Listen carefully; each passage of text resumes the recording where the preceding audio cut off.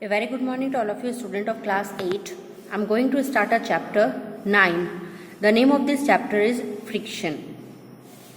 As you know that friction is also one of the force we are applying, and the force we already learned that whenever we are pushing or pulling something is called force.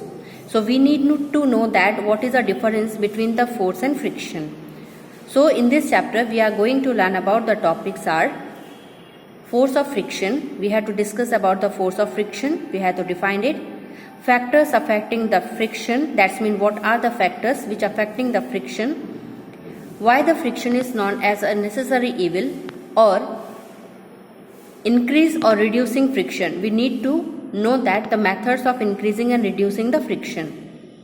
We need to know that rolling friction and fluid friction. These are the topic we are going to start in this chapter. Students, here it is given that in the previous chapter we learn about friction and frictional force. So here it is given that if there is a ball and that ball is moving on the ground, you gradually seen that it stops after some time due to friction. But do you know how it is friction creates? Can we reduce or increase the friction? In this chapter we will learn about this. To learn this, we need to perform an activity. In this chapter, activity 9.1 is given that we have to take a book, we have to push it gently on the table. If we will observe that it is stop after moving some distance. Now we need to apply and repeat the activity by pushing the book from opposite directions. Does the book stop this time as well as? No. So we can say that the book stops this time as well as the force acting book opposing in this motion. So whenever there is a force which is acting opposite to the motion, that force is known as the force of friction. Simply we can say that this is a frictional force which oppose the force of body, which oppose the movement of the body, which oppose the motion of the body. Next activity is going to show that we need to apply the frictional force in a different directions. What to perform? We need to try a push of heavy box and it will be pushed from left to right. Does it move? Now we need to increase the force to overcome the frictional force. Does the box move, students? We need not to know that why it is heavy box left to right or be pushed right to left. By this activity, push the box from different direction, we can know that the frictional force is acting any direction in which the box move with easy. Okay. So here it is given that the friction prevent movement until the force applied is greater than the force of friction. Then next it is given that you will observe if you will apply a force along the left, friction acts along the right. If we apply the force along the right, the friction acts along the left. It is opposite in direction. Force of friction act always opposite to the direction of movement of the object. So there is no direction in which the box move with easy.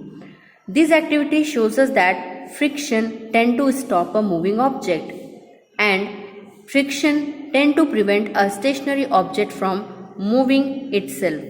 So this activity shows us that the force of friction always act between the surface of a book and the table and the surface of the box and the ground. Is the friction same for all of the surfaces, or it depends on the nature of surface? Next topic is that factors affecting friction. We have learned already that the friction is a contact force. It acts when two surfaces are always in contact. We need to try to move over each other. This means that the nature of the surface always affects friction. But how it is affects? Let us understand within activity 9.3. Tie a string around a brick. String, dhaga, brick, int. So you have to tie it. Keep the brick on the smooth floor. Pull the brick by a spring balance. And we need to apply some force. What we note down? We need to note down the reading on the spring balance, as the spring balance has a scale to show the reading. When the brick just begin to move, it gives a measurement of a force of friction between the surface of the brick and the floor. Now need to repeat this activity by wrapping a piece of jute bag around a brick. What we observe? Now we replace the jute bag with a polythene and repeat the activity. Is there any difference in the reading? Yes, students, there is a difference in the reading of a spring balance in the two cases. Why? What might be the reason of the difference? The nature of surface. In the one case, we know that the surface was smooth. Now, after placing a jute bag, the surface was rough. In the smooth surface, the friction is very less, so the body moves very easily. But in the jute bag, the surface has rough surface. Due to the rough surface, the body movement is less. So we can say that in the rough surface, the force of friction is more. Again, in the activity 9.4, here you can see that there is a book. We need to make an inclined plane on the table or on the smooth floor. We had to put a mark with a pen at any point on the inclined plane. Now let the pencil move down from this point. How far does it move on the table before coming to the rest? Note down the distance. Now spread a piece of cloth over the table. Be careful that there are no wrinkles on the cloth. Now repeat the activity again and again. Is the distance covered by the pencil is same? Repeat this activity by spreading a thin layer of sand over the table. Again, we need to know that friction is caused by the roughness and the irregularities present on the two surfaces in contact. There, two surfaces which appear very smooth, having a large number of minute irregularities on them. These irregularities on the two surfaces always interlock into one another. Due to that, friction is caused. When we try to move something on the surface, we have to apply a force that can overcome interlocking. On the rough surfaces, there are a large number of irregularities, so the force of friction is greater. So need to know that rough surface has a large number of irregularities and the force of friction is greater. That's why the moving object come into the rest by applying a more force of friction. Understood? The force of friction is also more when the two surfaces are always pressed harder. You can experience it by dragging a mat when nobody is sitting on it. But again you had to drag the mat when a person is sitting on it. So what we can say that force of friction always more when the two surfaces are pressed harder. There is no surface which can be called as a perfectly smooth. Which one do you think is easier? We think that it is easier to move an object which is from rest or moving it from the object which is already in the motion. The force is required to overcome the friction. When an object starts moving from rest, it is a measurement of a static friction. So static friction always apply the force which is overcome friction when object is start moving from rest. On the other hand, the force required to keep the object in the motion with the same speed is a measurement of sliding friction. In this case, the moving objects and the irregularities on the surface do not get enough time to interlock with irregularities on the other surfaces. Whereas when the object is at a rest, it gets enough time to interlock with the irregularities on the other surfaces. So it is very easier to move any object which is already in motion than one that is at rest. It's very important. You need to know that object which is already in the motion can be moved very easily. Okay, and if the object is in rest, that's mean they have to get a time to interlock the irregularities on the other surface, then it start to move. Here we can know that the friction has two types: static friction, sliding friction. What is static friction? The force required to overcome the friction when an object starts moving from rest. It is measured as a static friction. But on the other hand, the force required to keep the object in the motion with the same speed in the measurement is called sliding friction. Again, it is asking a question that which one has a larger value, static friction or sliding friction?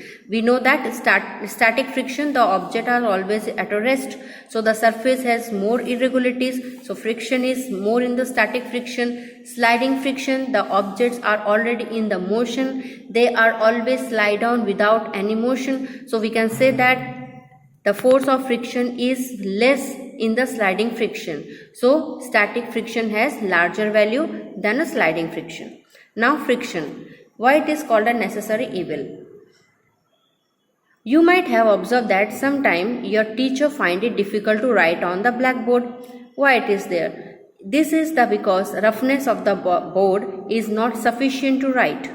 Similarly, we can say that if the board has rough surface, we can write it very easily, but if it is smooth, then it is very difficult to write. Similarly, when you could not write with a pen or a pencil if there was a friction, if an object start moving, it would never stop if there was no friction. Let us understand another example that friction is very necessary evil. Number 1. It would be impossible for us to walk without friction. If there is no friction, we are not able to walk on the ground. Why it is there? Because friction between our feet and the ground makes us walk very well. If there is no friction, we cannot walk very easily. Number 2, car and buses are able to move on the road because of the friction. Between their tires and the road there is a contact. So with their contact, the car and buses are able to move on the road. Number 3, brakes of vehicles also work due to friction. As we know that some of the brakes are always used to stop the vehicle. So due to the friction, the brakes are work.